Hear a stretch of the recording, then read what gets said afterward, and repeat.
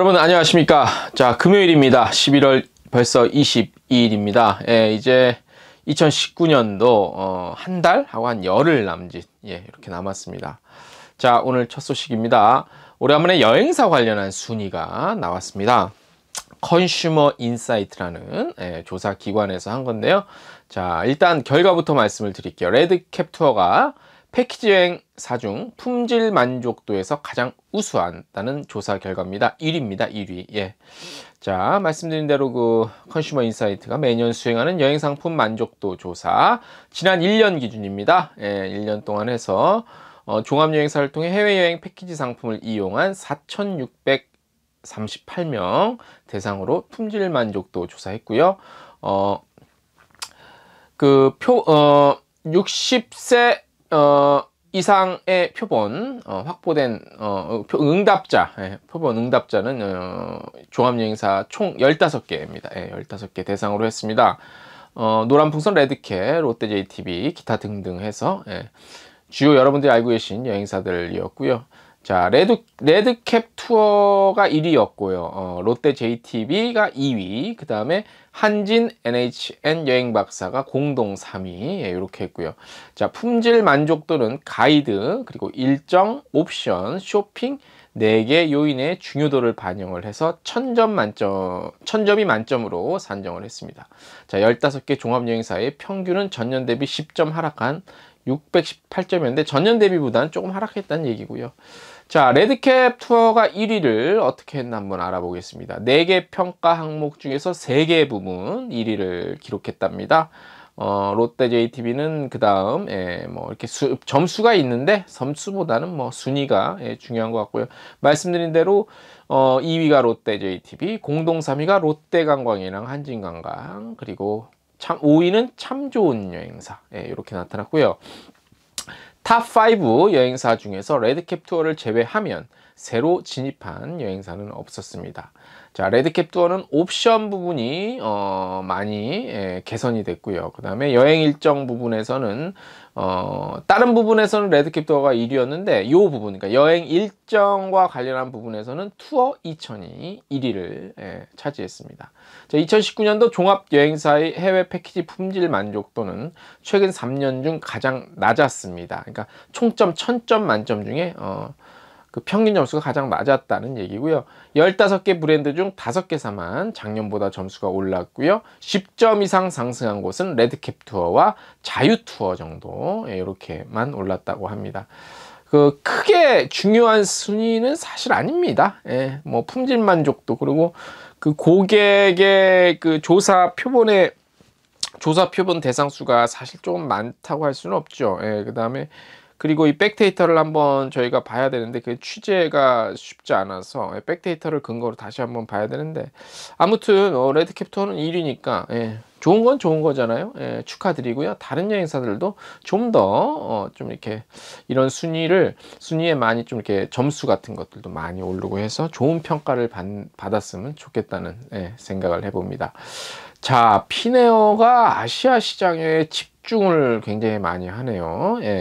자, 12월에 헬싱키 일본 삿포로 노선 신설을 합니다. 12월에 삿포로는 도쿄, 오사카, 나고야, 후쿠오카에 이은 피네어의 5번째 일본 취항지입니다. 자, 우리나라는 내년 3월에 부산 취항이 예정돼 있죠. 헬싱키, 부산.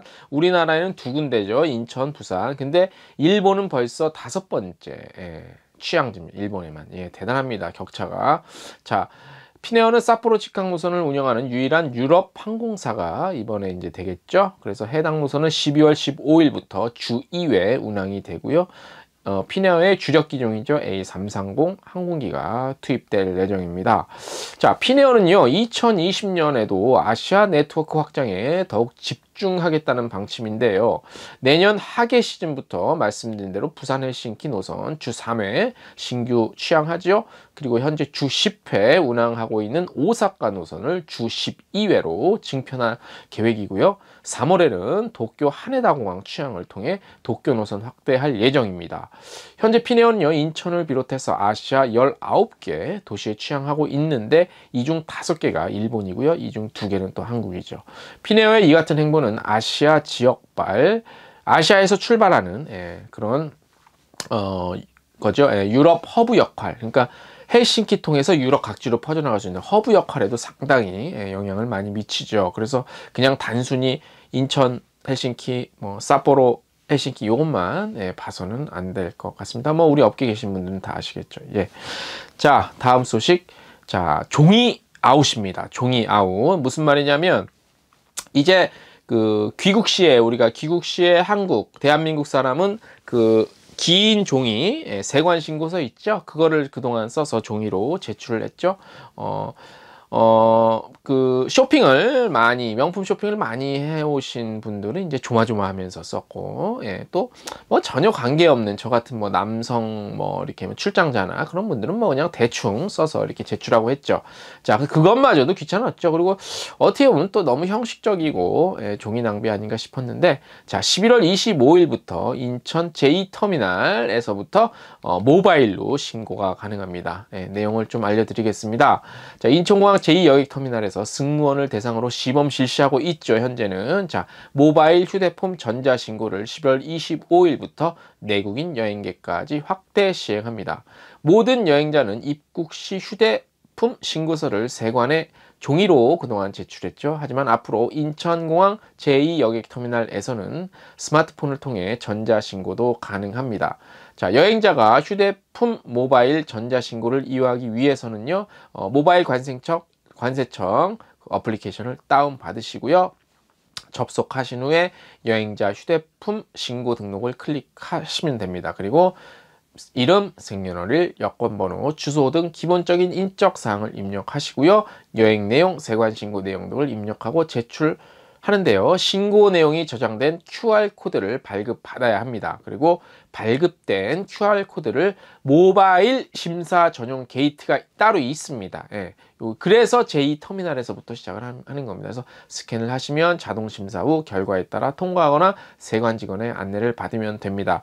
사실 이게 종이로 했을 때 그냥 내고 나왔는데, 이게 이제 QR코드로 하니까 이게 어떻게 보면 더 까다로워진 것이 아닌가, 그렇게 생각이 드는데 참고하시면 도움이 될 것 같습니다.